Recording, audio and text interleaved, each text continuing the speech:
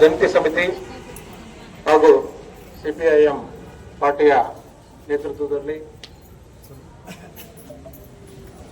ಸಾಕಷ್ಟು ಕಾರ್ಮಿಕರ ತೊಂದರೆಗಳನ್ನ ಅವರು ಆಗ್ತಾ ಇರ್ತಕ್ಕಂಥ ಅನ್ಯಾಯಗಳ ಬಗ್ಗೆ ಧ್ವನಿ ಎತ್ತಾ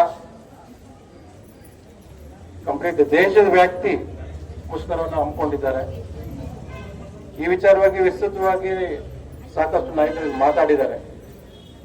ಸಿಪಿಎಂ ಗೋಪಾಲ್ ಅವರು ಇರ್ಬೋದು, ಶಿವಪ್ಪ ಅವರು ಇರ್ಬೋದು, ಪೊನ್ನಳ್ಳಿ ಶಂಕರ್ ಅವರು ಇರ್ಬೋದು, ಹಾಗೆ ಅಂಗನವಾಡಿ ಕಾರ್ಯಕರ್ತರ ಬಗ್ಗೆ ಗೀತಮ್ಮ ಅವರು ಮಾತಾಡ್ತಾರೆ. ನಾವಿಲ್ಲಿ ಸೇರುವ ಉದ್ದೇಶ ಏನು ಕಾರ್ಮಿಕ ವರ್ಗ ಇದೆ, ಆ ವರ್ಗಕ್ಕೆ ಆಗ್ತಾ ಇರ್ತಕ್ಕಂಥ ಅನ್ಯಾಯವನ್ನ ಸರಿಪಡಿಸಿ ಅಂತ ಒಂದು ಹೋರಾಟ ಮಾಡ್ತಾ ಇದೆ. ಕೇಂದ್ರ ಸರ್ಕಾರ ಏನು 4 ಕಾರ್ಮಿಕರ ವಿರುದ್ಧ ಈ ಕೋಡ್ಗಳು ತಂದಿದ್ದಾರೆ, ಅದನ್ನ ರದ್ದುಪಡಿಸಬೇಕು. ಈ ಶ್ರಮಜೀವಿಗಳು ಯಾರು ಈ ನೌಕರರಿದ್ದಾರೆ ಅವರಿಗೆ ಉತ್ತಮವಾದ ವೇತನವನ್ನು ಕೊಡಬೇಕು. ಅವರಿಗೆ 8 ಗಂಟೆಗಳ ಕಾಲ ಏನು ಉದ್ಯೋಗ ಅವಕಾಶ ಮಾಡಿಕೊಡ್ಬೇಕು. ಇದರ ವಿವಿಧ ಬೇಡಿಕೆಗಳನ್ನ ಇಟ್ಕೊಂಡು ಇವತ್ತು ಹೋರಾಟ ಮಾಡ್ತಾ ಇದ್ದಾರೆ. ಆ ಹೋರಾಟ ಮಾಡುವ ಕಿಚ್ಚಿರೋದು ಈ ಸಿಪಿಎಂ, ಈ ಕೆಂಪು ಜೆಂಡಾಗ ಮಾತ್ರ ಅಂತ ಹೇಳಿ ಇಚ್ಛೆ ಪಡ್ತಾರೆ.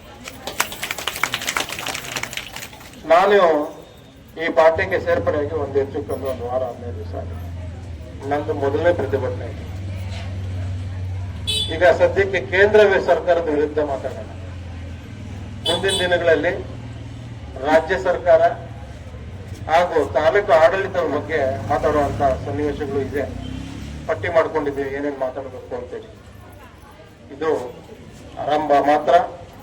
ಮುಂದಿನ ದಿನಗಳಲ್ಲಿ ಸಾಕಷ್ಟು ಈ ತಾಲೂಕಿನಲ್ಲಿ ನಡೀತಾ ಇರ್ತಕ್ಕಂಥ ದುರಾಡಳಿತಗಳ ಬಗ್ಗೆ ಮಾತಾಡುವಂತ ಸನ್ನಿವೇಶಗಳಿದೆ.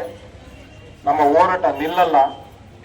ನಾವೆಲ್ಲರೂ ಹೋರಾಡಿ ನಮ್ಮ ಹಕ್ಕುಗಳನ್ನ ಪಡ್ಕೋಬೇಕು. ಹಾಗಾಗಿ ಅಂಗನವಾಡಿ ಕಾರ್ಯಕರ್ತರಿಗೆ ಕನಿಷ್ಠ 36,000 ವೇತನ ಸಿಗಬೇಕು. ಇರ್ತಕ್ಕಂಥ ಅಂಗನವಾಡಿ ಕಾರ್ಯಕರ್ತರು, ಬಿಸಿ ಊಟ ನೌಕರರು, ಆ ವರ್ಗದವ್ರಿಗೆಲ್ಲರಿಗೂ ಕಾಯಮಾಗಿ ಉದ್ಯೋಗ ಆಗಬೇಕು. ಇದು ನಮ್ಮ ಮೊದಲಿಗೆ ಪ್ರಮುಖವಾಗಿರ್ತಕ್ಕಂಥ ಬೇಡಿಕೆ. ಈ ನಿಟ್ಟಿನಲ್ಲಿ ನಿಮ್ಮೆಲ್ಲರ ಪರವಾಗಿ ಧ್ವನಿಯಾಗಿ ಕೆಲಸ ಮಾಡಲಿಕ್ಕೆ ನಾವೆಲ್ಲರೂ ಸಿದ್ಧಾಗೋಣ. ಒಗ್ಗಟ್ಟಿನಲ್ಲಿ ಬಲವಿದೆ. ಎಷ್ಟೇ ದೊಡ್ಡ ಏನು ಹೇಳ್ತೀರ ಮಲ್ಲೇಡರು ಬಂದ್ರು ಈ ಒಂದು ಜನಸಮೂಹದ ಮುಂದೆ ನಶ್ವರ. ಹಾಗಾಗಿ ಮುಂದಿನ ದಿನಗಳಲ್ಲಿ ಹೋರಾಟ ಇನ್ನಷ್ಟು ಚುರುಕುಗೊಳಿಸೋಣ.